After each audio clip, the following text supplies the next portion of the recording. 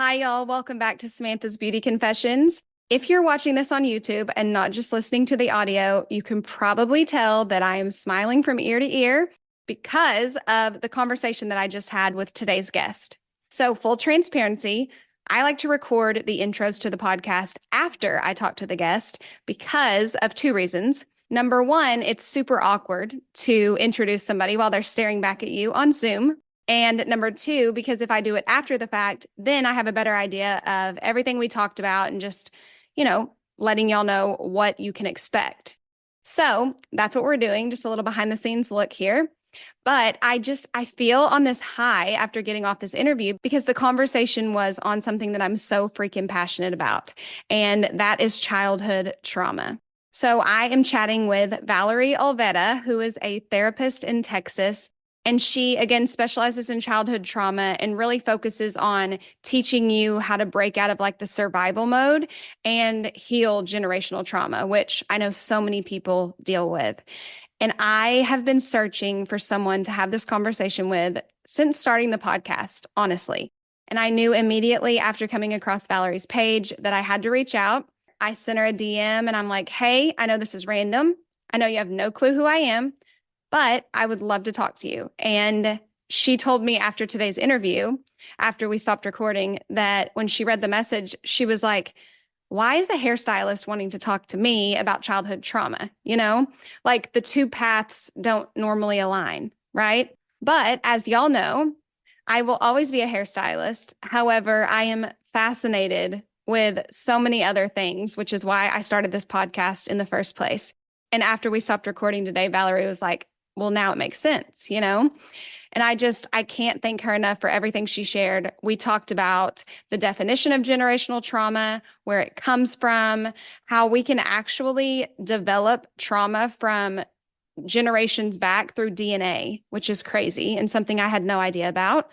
We talk about the different ways trauma can show up in children and how that differentiates into adulthood. We also talk about the coping mechanisms that we consciously or subconsciously learn in childhood and different things that you can do to really work through those feelings when they show up throughout your life. There's truly so much valuable information in today's episode, and full transparency, little spoiler alert for you. I felt so comfortable talking to Valerie today that I actually opened up about something that I had no intention of sharing. I've mentioned before, I don't have a relationship with my dad and that I wasn't ready to talk about it all the way yet. And I still stand by that.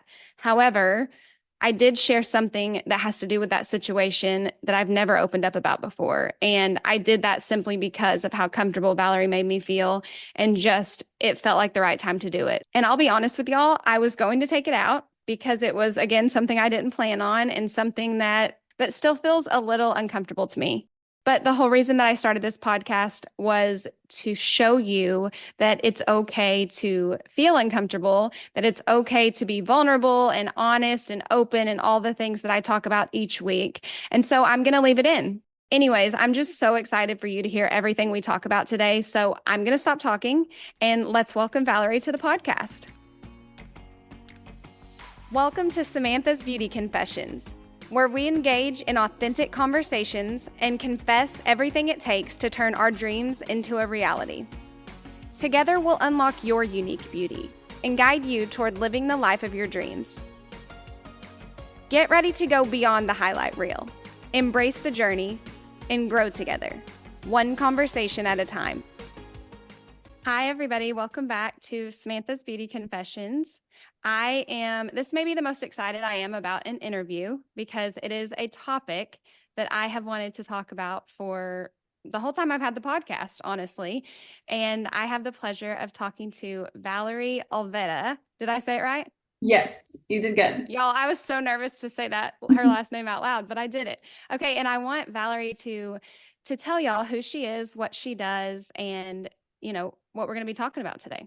Yeah, sure. So my name is Valerie. I'm a licensed professional counselor associate in the state of Texas, and I'm also an empowerment coach specifically for women to help them regulate their nervous system, release and discharge stored childhood trauma in the body, set and maintain healthy habits, cultivate a sense of self-love and self-compassion, and overall reclaim their power and their authentic selves after childhood trauma. So that brings us to today's topic, which is childhood trauma. So what questions do you have for me? I have so many questions. Before we pushed record a second ago, I was telling Valerie, like, I could take this in so many ways because as the people who listen to me each week know, I am someone who talks a lot about my experience growing up and just how that has impacted me and really affected me as an adult today. The things that happened years ago are just they're so important in like where we go as grown-ups later on. But what really stood out to me about your page when I was looking for someone to chat with was that you specialize in stopping the generational trauma and really just like getting to the root of all of that. So could you maybe, for anyone who doesn't know exactly what generational trauma is, could you explain that?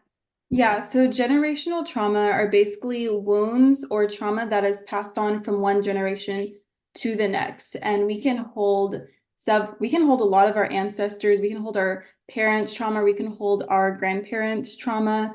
So if that does not get resolved, then it can literally be transmitted through DNA, through how we parent our children. And yeah, that's why we call it generational trauma. It's literally just getting passed on from one generation to the next. Simply like as a result of that person maybe not like knowing that they had that or not knowing they needed to heal it.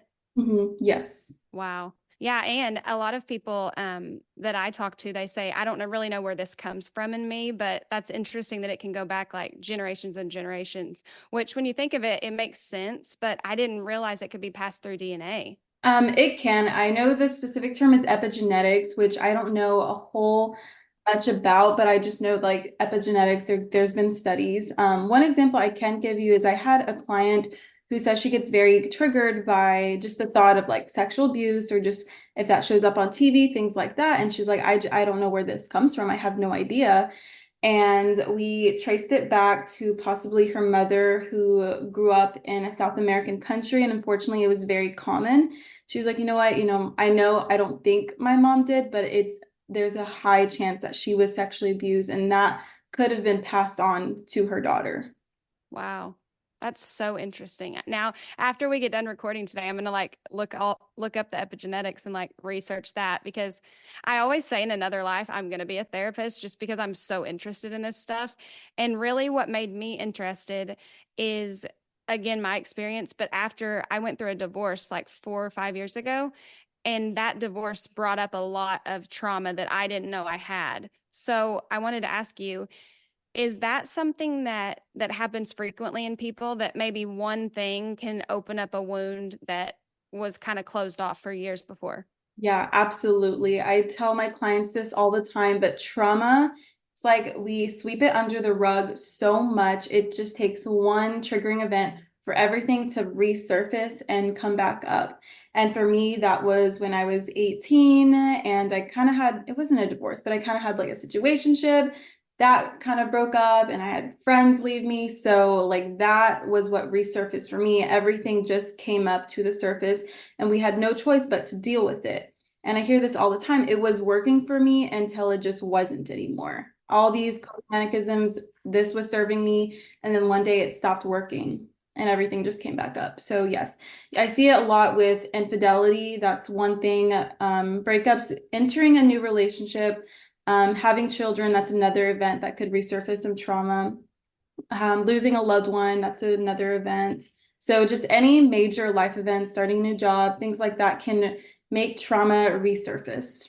And I think that the reason I had that was one of the main questions I wanted to ask was like because sometimes when you experience something that opens up other wounds, you don't really have the words yet to explain why that is. It just is, like you just said. And I think with me, I had a lot of people questioning whether or not, I was telling the truth or like, did I remember it correctly or things like that. And almost making me question my life or like what happened to me growing up um, because it didn't make sense to them. So my question would be like, for anyone who doesn't understand something that somebody may be going through, like what's your professional advice for the people dealing with the trauma when really no one around them understands it?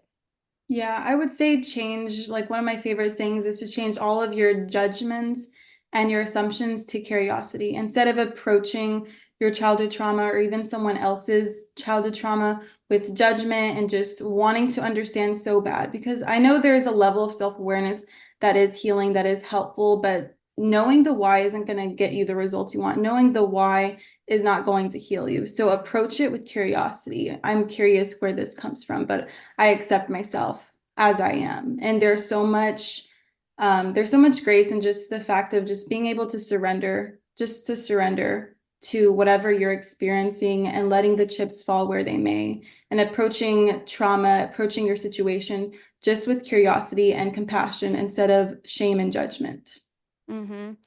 Um, and people experience trauma in so many different ways. So, like, just because one person may cry, like another person may experience it through like rage, right? Like, how many types of, I guess, trauma coping mechanisms, or I don't know the proper term for it, but what are the ways that are the most common for specifically children? Because I think that if people really realize how to catch it at childhood, maybe it will help not have so much going on in adulthood, right? Right. Yeah. Specifically in children, I used to work with children in the foster care system, and it came up as a lot of emotional dysregulation, a lot of catastrophizing. So thinking worst case scenario, low self-worth, low self-esteem. It could also come out as hyperactivity. A lot of kids get ADHD and comes to find out their parent has unresolved childhood trauma. Not all the time. Sometimes it is just genetics, but that is one of the things. So ADHD, hyperactivity, emotional dysregulation.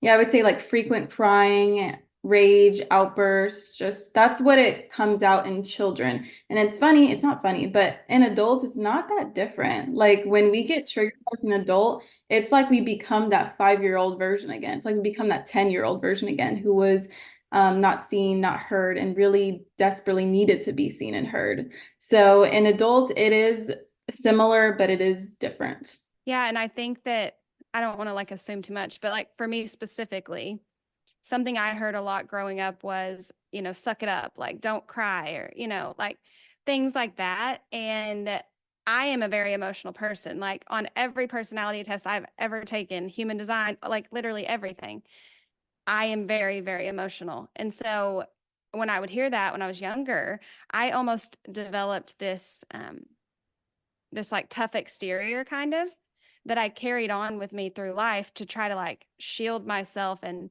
make myself feel normal, I guess.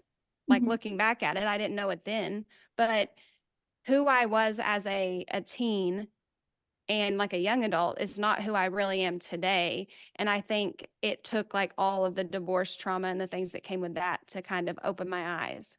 Yeah, absolutely. And I do have a similar experience as well. I was the emotional one. Like I was told to stop crying. My brothers would take videos of me crying because they're like, "Oh my gosh, look at her. She's such a baby." Mm-hmm. And you know what? I embrace it now. I'm like, yes, I'm an emotional person, but guess what? That also means that I can experience joy and peace and love because I'm highly sensitive. So I embrace it now, and I'm glad you've embraced it as well. And honestly, the way to healing is honestly, I know it sounds so cliche, but it is true, but to feel all of your feelings, allow them to be there instead of shoving them down, because what you did, what it sounds like you did for years, is you've shoved all of them down until your divorce. And I'm so sorry that happened to you, by the way, but it sounds like you're in a great place now, until you were forced to deal with all of those like unresolved emotions. Yeah, and it's hard to explain, I guess, unless you've been through something where everything's resurfaced. But I went to therapy after the divorce and just kind of worked through it. And how she explained it was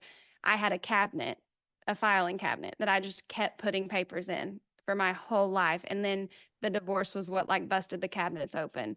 And I remember thinking like, wow, I never knew this, and this bothered me like that. And I actually had to go through the EMDR therapy to really get to the root of what it was, because there was so much hurt that I didn't remember. Is that common too for for people who experience things as a child to just kind of disassociate? Absolutely. And I also love how you brought up the filing cabinet because it was in my mind today to bring it up as well, because that's also how I explain to my clients, like trauma is like a filing cabinet. All of our experiences get labeled and placed in that filing cabinet. And when something traumatic happens, it's like that file got stuck and then it could take anything and it just like spills all over like the place. So I love how you brought that up, first of all. And then, yes, when we are children, like our minds, we don't have the capacity to process and deal with emotions. So, yes, that leads to a dissociation. And it isn't until like we're adults where it might come back up or we start to remember here and there. I had a client who experienced a child who experienced sexual abuse client. And her mom didn't realize she had any sexual abuse until it happened to her daughter. So a lot of those things we dissociate. If you read the book, The Body Keeps the Score, he talks a lot about dissociation. And there's an image in the book where the girl is kind of like on the ground or on the bed, and then she's like floating up here, watching herself, be abused because she had to, because that abuse was too traumatic for her to process and deal with. She's just a little girl. So yes, it's very common for us to dissociate, to have dissociative amnesia. That's the term for it, where we forget either pieces of our childhoods or large fragments of our childhood. And it isn't until we are adults where we feel safe and connected to our bodies where those memories might start to come back up. I read that book and it for anyone who hasn't read it yet, I will say it's hard to read because it's a very high level book, but it is, if you can just force yourself to sit down and read it, it's not like a love story by any means, but it's super, super helpful when you're working through things, just to know that like illnesses can come from holding in trauma, or like pain, or just there's so much that's connected. And I think that that's just, it's fascinating that our bodies are trying to tell us things Mhm. before our minds can really accept it. It is crazy. The body really does keep the score. It's nuts. Okay, and I also wanted to ask you about the birth order. Mhm. So I don't know, this is just like a thought I had. I've never like really looked into this, but I'm curious if, say there's like a family with 3 kids or something. Mhm. Does each kid, like each kid doesn't have to experience a traumatic situation the exact same way, right? Like, Right. are there any studies of like how common it is that everyone experiences it exactly the same? Because I'm assuming everyone would experience it differently, right? No, yeah, you're absolutely right. I'm sure there's studies out there about birth order. And yes, you're right. Every child, even if they've experienced the same traumatic event, they're going to take it differently because they're different humans, different DNAs, different nervous systems. So it definitely affects also their birth order. I know for a lot of people, like, I don't know, what sibling order are you? Are you an only child or Okay, older? so I am my mom's only child, but I have 2 half siblings on my dad's side of the family, which I don't speak to that side of the family. So it's kind of, I grew up though with half siblings. It was later in life that I disconnected from them. Okay, gotcha. Because I know I'm just speaking from personal experience and from what I've seen working with kids. I'm not speaking research Yeah. exactly. I would say the oldest sibling tends to hold a lot of resentment because they're trying to protect the younger siblings from like what's going on in the household. They also tend to sometimes be the bully because they hold that resentment for protecting their younger siblings.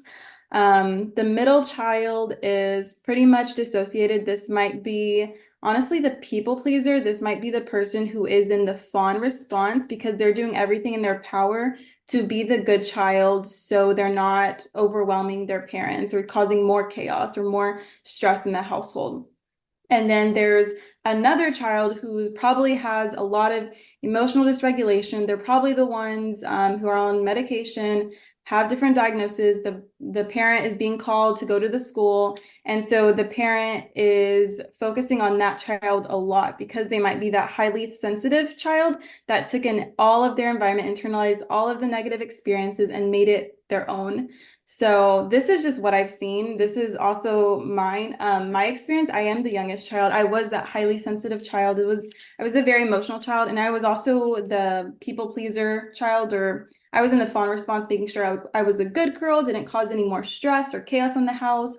I was also an overachiever, so I was a combination of the middle and the youngest child. Yeah, it's just interesting to me too, because, I'm assuming that like with the birth order, you're also getting your parents at different ages. Yeah. And so I think that that could probably play into, depending on like how many years, I guess, are kind of spaced out between the kids. But I think that as our parents grow up, they maybe learn more, or for the better or worse, I guess they can shift a little bit, and that can affect kids dependent on their age group and stuff. You said the fawn response. So I know what that is, but will you tell people about like the different ways people respond to trauma for anyone who may not know? Yeah, so the different ways people respond to trauma are the fight, flight, freeze, or fawn. So the fight is when we're trying to literally fight the threat, and the threat could be anything. Our bodies and our minds respond like a lion is chasing us. But for us, that might be public speaking, it might be a math test, it might be being invalidated, not being seen or heard. So it's any perceived threat. It's not always an actual threat. Maybe as a child there was an actual threat, but now as adults, it might be perceived threats. So we're literally trying to fight the threat. That's when they're probably very argumentative, the angry person, things like that. And then there's the flight response when we're trying to run away from the threat. So these are the people who try to keep busy, who are the workaholics, the overachievers, the ones with ADHD. So they're trying to do everything to avoid the threat and run away from it. And then we have the freeze response. These are the people who have a lot of numbing behaviors, alcohol problems, substance abuse problems, or just have anything to distract themselves from the threat, like TV, gaming, things like that. They're literally shut down, emotionally numb. This could also look like things like when you're doom scrolling on their phone and you have a bunch of things to do, but you don't want to do them. So you kind of keep scrolling. So you're procrastinating a little bit. So that's a freeze response. And the fawn response is we're trying to please the threat by making it happy. So it won't, threaten us. So that's just the typical people pleasers who say yes to everything, abandon their own needs. Which one do you fall into? I'm more of the flight and the freeze, kind of a mixture of both. So Yeah. I do a lot of procrastinating and like doom scrolling just to like act busy maybe. But I noticed myself, that's what I was going to ask, is that I noticed myself kind of avoiding what I maybe knew was going on in my marriage because I didn't want to deal with it, because that meant that my life wasn't perfect and like going like I wanted it to go. So I went through this phase where I would just like, I don't even know what I was doing looking back. I truly don't know, but I thought I was super busy, but I wasn't really doing much. You know what I mean? So I guess that was my way of protecting myself from dealing with the reality around me, was like cleaning and organizing and just distracting the heck out of myself. I mean, I went through a phase where I was ignoring like rashes all over my body. Like my whole body was broken out in hives. And I was like, yeah, maybe I had an allergic reaction to my laundry detergent. I was like making excuses for Mhm. every other scenario besides maybe looking within? Wow. Yeah. And so many of us live like this. We're so disembodied, so disconnected from ourselves. We work that 9 to 5. We're on that grind, that we don't even take a moment, 5 minutes a day, just to pause, do a body scan, take a few deep breaths, and just observe like what's going on inside of us. Like so many of us, we're just on the go, we're on autopilot, we're in that fight, flight, freeze response for most of our lives and don't even realize it. Yeah. And I think too, one thing that you said that really stuck out was, you said it doesn't have to be this like stereotypical traumatic thing that happens to you. It could be as small as, public speaking or whatever. Mhm. Um, that's also something I wanted to talk about, just because I think sometimes when you tell people that you have trauma, people who may not be ready in their life to like deal with theirs or just open up or whatever for some reason, I think that that's maybe where this whole stigma comes in about mental health, is that you think that if someone else has experienced something worse than you, that Mhm. yours isn't valid. Yeah. But really, trauma can be anything, right? Like it can, what traumatizes you may not traumatize me and vice versa. Yeah, trauma is just anything that overwhelms the nervous system's ability to cope. And I've seen a range of trauma. I've seen people who have been physically and sexually abused, but I've also seen people who grew up with emotionally immature parents, or who had a parent who had an addiction, who had a parent who had depression, who had parents who divorced, who maybe lost a parent, things like that, who maybe had even sibling trauma, like their sibling was their bully and that impacts them. So I've seen a range of people from different perspectives. And for me personally, that is something I did for a very long time. I invalidated myself because I had my basic needs growing up. I grew up in a two-parent household for the most part, and I had siblings. I had everything I needed to succeed, right? And when I started to struggle with depression or anxiety, it didn't make any sense to me. I'm like, I shouldn't have this. People have been through worse than me, you know? And I just want to validate anyone who is hearing this that your experience is valid. You do not have to explain it to anybody. No, I struggled with the same thing, like feeling almost ungrateful for saying that I had a traumatic childhood because I had my basic needs met. But there was also so many emotional needs that were not met. Yeah, and I see people whose parents are emotionally neglectful, and I'm especially talking about like the Hispanic household because a lot of their parents were immigrants, and their focus was just getting their basic needs met. And so they're like, "Well, you have food, water, and shelter. I didn't even have that growing up, and here you are being ungrateful, struggling with depression, blah blah blah. Like, what is that?" You know, because our parents and our grandparents, they were just focused on survival. They weren't really thinking about meeting their emotional needs. So a lot of the time they were doing the best they can with what they have because they were focused on getting their basic needs met. Yeah, and I think that I'm interested to see, 20 years from now, like where the world is and stuff, because I think our generation, I'm 33, I don't know how old you are, but I think that this generation is really doing the work to stop all of this generational trauma that we've lived with for so long. And I think that um a big part of it was what you just said, that we did feel kind of invalidated a lot because our parents told us how much worse they had it than we had it, and that if we weren't just happy and grateful, that we were wrong. But Yeah. really, like, I think it's going to be a good thing long term that we're kind of diving into all of this stuff today. Yeah, for sure. And another thing I wanted to add, because we were talking about generational trauma, I realized a lot of my childhood trauma was actually generational because my parents had unresolved childhood trauma that they never resolved themselves. Also, like in the womb, like a child in the womb that affects you. So in my first year of life, like my dad was in prison, so I was in a single parent household for at least a few years of my childhood, and that time like affected me as well. So if you think about it, like your parents might have passed on wounds to you that they never resolved. Not to say that's everything, but sometimes like that's a lot of, your some of the childhood trauma. And for me, that was what I experienced. A lot of generational trauma, a lot of depression that maybe my parents never dealt with, a lot of anxiety my parents never dealt with, things like that. Yeah, and like you said, parents are just doing the best they can, but that is why it is so important to, like you said, take the time to journal and reflect and just to feel your feelings and to know that no matter who, like no matter whether or not people understand or if they don't, that doesn't take away the validity of what you're feeling. And that's something that I have to keep telling myself as like today even is that now I know where all these feelings come from, but sometimes I have a hard time making other people understand it. So I have to realize I don't need to do that. Like I Yeah. don't have to make other people understand. Yeah. You don't have to make other people understand, and you don't even have to understand yourself. When I cut off the relationship with my dad, I've talked about not having a relationship with him on the podcast, but I haven't felt at a place yet to tell the story Mhm. because, again, I don't want to like leave any details out. I want to make sure that I tell it whole and true and just in a positive way more so as like a negative like bashing way because that's not what I'm trying to do. But when I cut off the relationship with my dad, I was met with a lot of questions and a lot of people who were saying to me, you can't do that. That's your dad. He did the best he could. Like it's your blood, it's your family, blah blah blah. And so what would you as a professional like what would your response be to people like me who are hearing that from like all the people around them just to deal with something that they know in their core isn't right.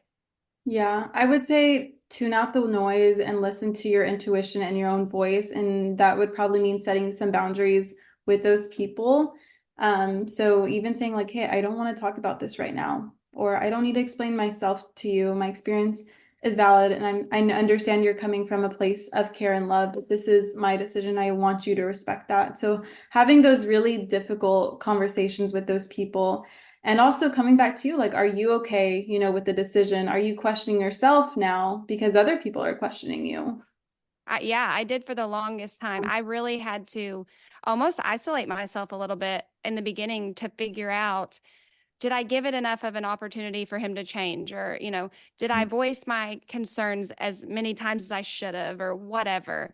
Um, and I had to silence everybody because I'm kind of a people pleaser also. And so I was trying to make everyone happy while in return causing myself to not be happy, Yeah. you You know? don't have to over explain to anyone. And it sounds Yep. like even right now you're trying to do that because you wanted this script that's like makes you and everyone look good, where you're not bashing, where you can explain your side and people understand. But no matter how much you try to over explain yourself, there's still going to be people who don't support you. There's still going to be people who don't understand you. So it's about you being okay with being misunderstood.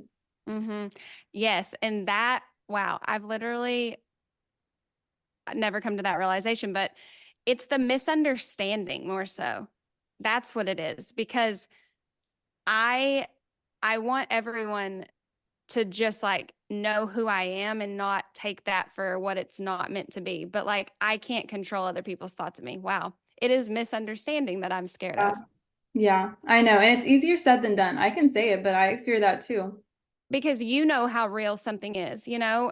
and you want to be able to articulate it so bad, but sometimes you just can't.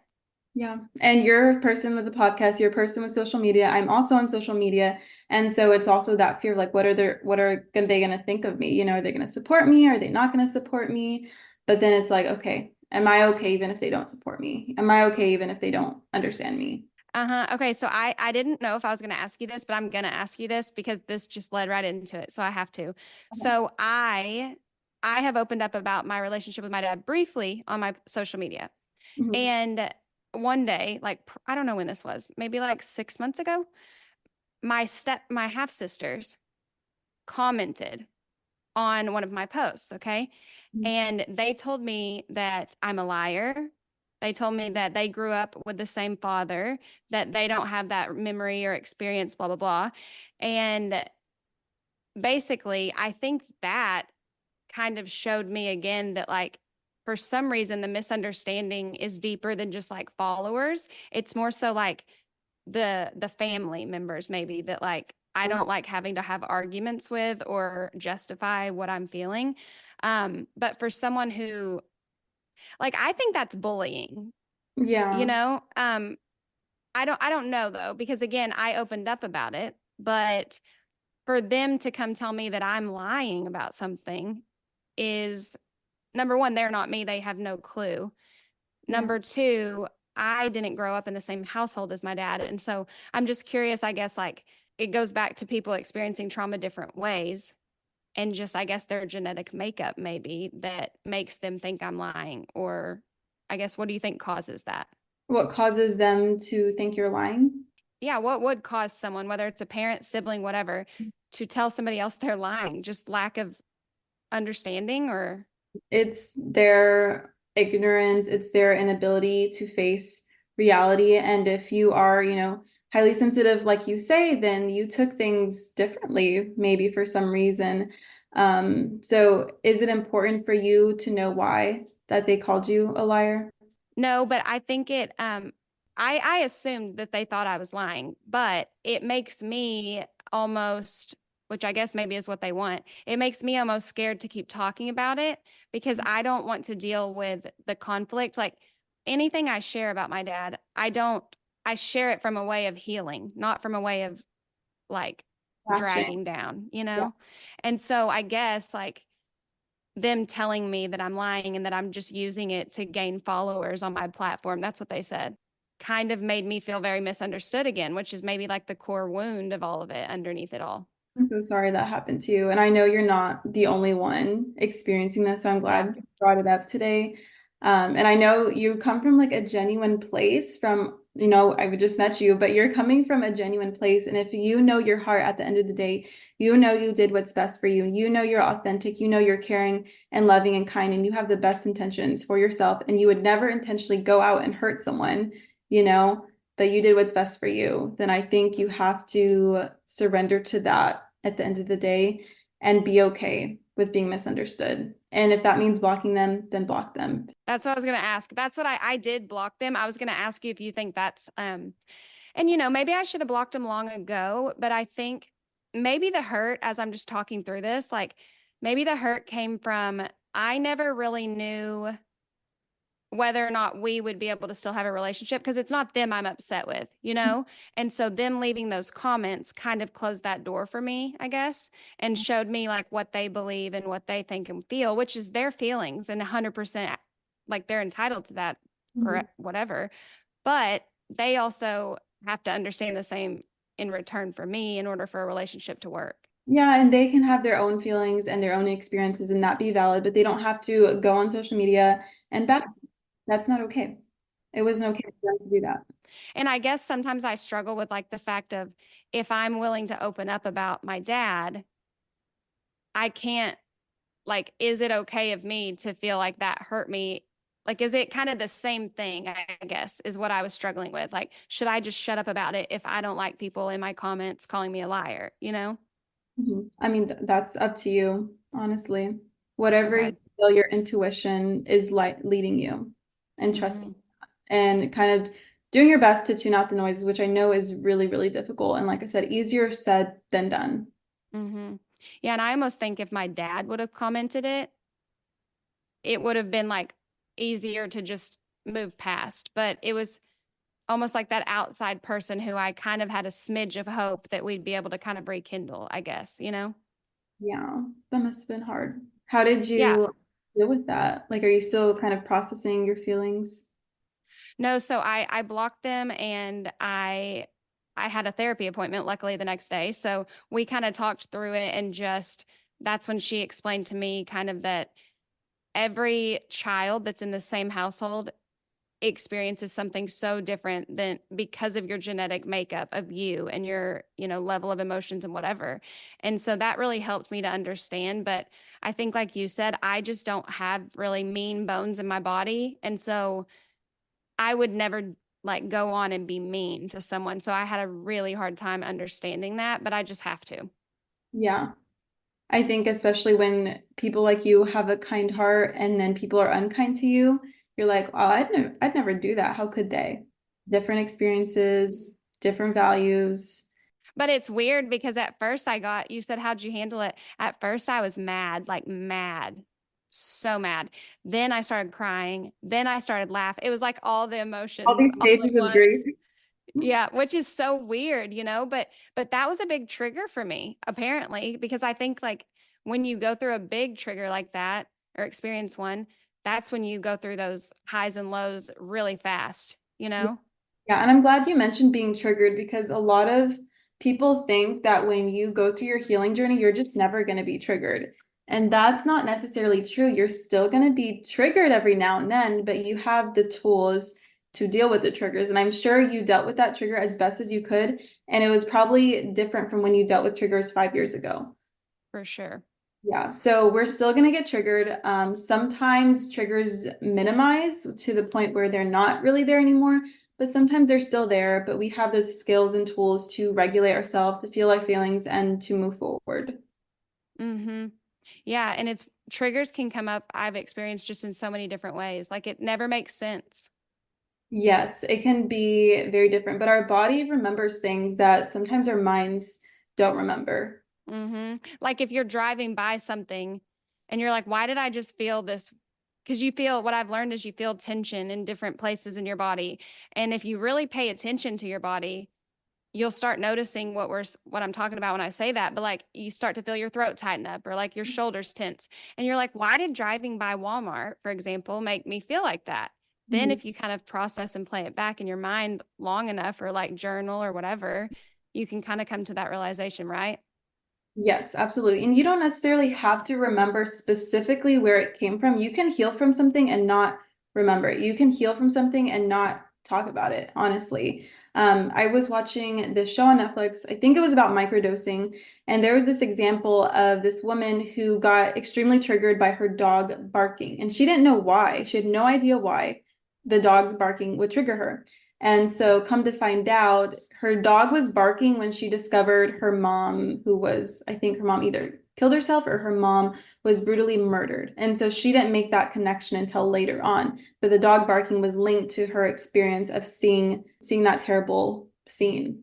So Wow. things like that, we don't necessarily remember or can link them back to a specific event or memory. And honestly, it's not as important to discover the why, but it's more important to discover the how. How am I going to move forward? How am I going to heal? How am I going to manage this emotion, when it comes up? Yeah, so what are some of the ways that you suggest for people to kind of work through that when they feel those feelings of like anxiety, trauma, whatever? Yeah. So for me, I would start with like 5 minute breath work practice every single day. My favorite is 4-4-8. So inhale four, hold four, exhale for eight. When you exhale, as long as you inhale, you're activating your parasympathetic nervous system. So your mind is getting the sense that it's safe. So I practice 4-4-8 every single day. I did it before I came on here today because I was a little bit nervous. So I would start with breathwork practices. I would start with, if you want to feel your feelings, I would, like you said, noticing the tension in your body, noticing when that chest and throat is tightening up, when your head is feeling some tension or your stomach. Just start noticing those things every single day and putting your intense focus on that discomfort. If you want to lean into that feeling, focus on that discomfort that's happening in your body. And as the longer you focus on it, then you'll see that it passes. And we do everything. That's probably when we start to distract ourselves. We go to something else, call a friend to hang out, or we'll scroll on our phones. We'll do anything to avoid that uncomfortable emotion. But I'm telling you, sit with it, stay with that discomfort, watch it pass, and then use some of the coping skills. And like I said, breath work is one of my favorites. Butterfly taps is another one of my favorites. I don't know if you did this in EMDR, but it's bilateral stimulation. Hmm. um, and then honestly, self hugs. I love self hugs. It's one of my favorites. And listening to music, journaling, taking a walk, any of those things, I would incorporate those things into your daily routine and your daily habits. Because when you're already triggered, you're not going to remember right away, okay, I need to take deep breaths. Okay, I need to do this. You're not going to remember. So making those things part of your everyday routine, a 5 minute breath work when you wake up in the morning, a walk in the evening, butterfly taps, here and there, or just self hugs, just to like in between sessions, I'll make like hug myself. So just making those things a part of your everyday routine, because when you do, you're going to remember to do them when you're triggered. I saw something you posted a little while ago where you said if you go on a walk, to walk some of the walk without anything playing. Mhm. Because one thing I did that I didn't realize until way later is when AirPods came out, I would always have AirPods in my ears, always, and something was playing all the time. Yeah. Plus, then I started cleaning and organizing my house, okay? And this was all when my marriage was like failing. But I how I explained it was like it was almost like the more things I stacked up for my mind to think about, the Mhm. less likely I was to ever think about the real life going on. So the music and the occupying my hands and just I was stimulated in every way, you know? And we're constantly being simulated. There are people who have AirPods in constantly, or there are people who will be on their phones and walk or eat and walk. They're just doing everything like on their phones. I took out my phone for work. They're always, yeah, and social media doesn't help with that, but it's weird because being by yourself for just 5 minutes, like even in the shower, just feeling whatever it is. Yeah. It's crazy the clarity that you can come to when you do that. Yeah, absolutely. That's why I try to not like take my phone to the shower, take my phone on walks. Sometimes I do just because that's where I film content too. But just noticing my surroundings, being mindful, feeling the surface on my feet, noticing the wind on my face, how the sun feels on my body, noticing the noises, the trees withering, my dog and his feet flapping on the ground, like those gentle mindfulness and grounding practices have been, for me, so healing in my life. Hmm. Okay, last question for you.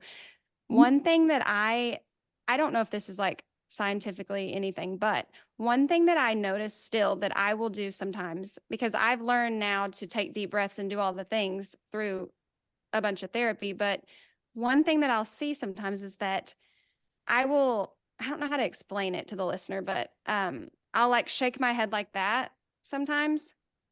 Like Mhm.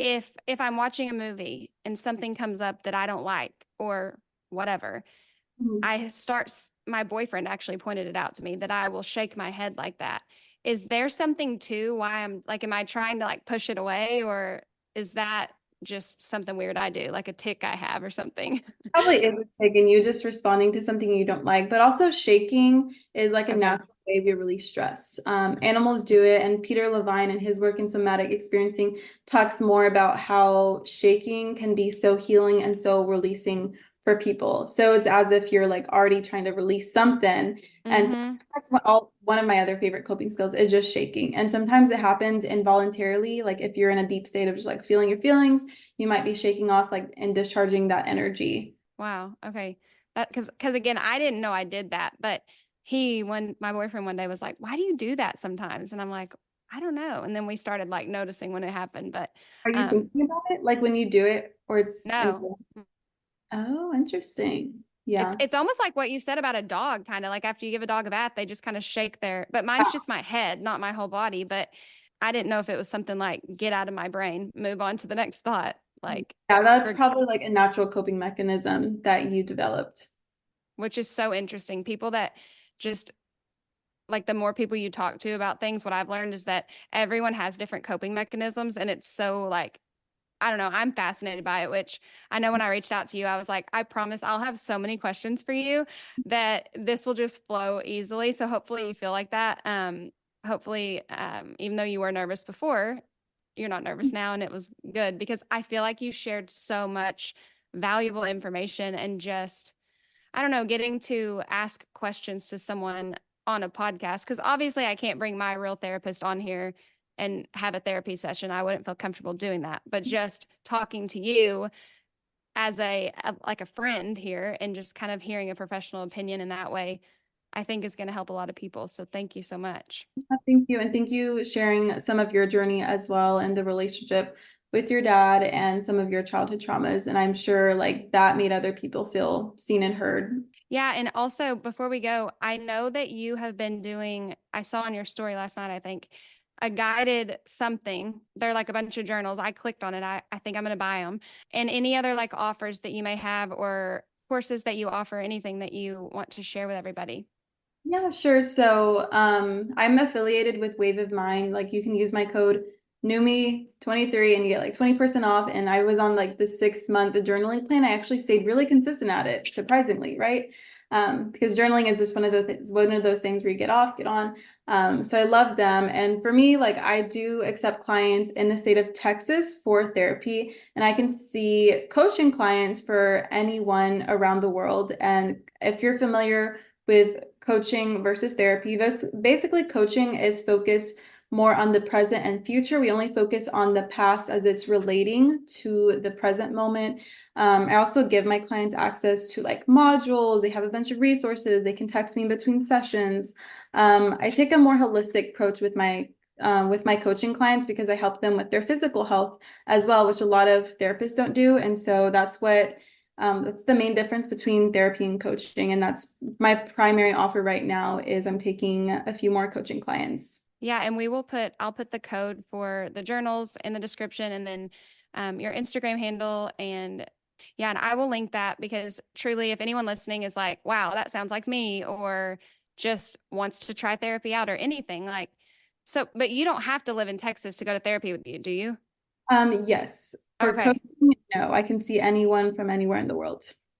Okay. Wow, I didn't know that. So even if like it's virtual, it still has to be state? Yeah, I know. And you know why? Wow. Because like our license wants the money to stay in Texas for some Yep. reason. There are Yeah. therapists who get licensed in other states, but you have to do like more CUs or something for that. Okay. That's interesting. But yeah, I will put all of that in the description so y'all can find her. And again, just thank you so much. I feel like I just kind of went to therapy, just getting to talk through all of this stuff on here. And I know it's going to, again, help so many people. Yes, thank you. Okay, y'all, that's it for today's episode. Be sure to follow the show on whatever platform you're listening and leave a rating and review to show your support so we can continue growing together. If today's episode really resonated with you, you can always share it to your story and be sure to tag me so I can personally thank you. I appreciate each and every one of you, and I'll talk to you again next week.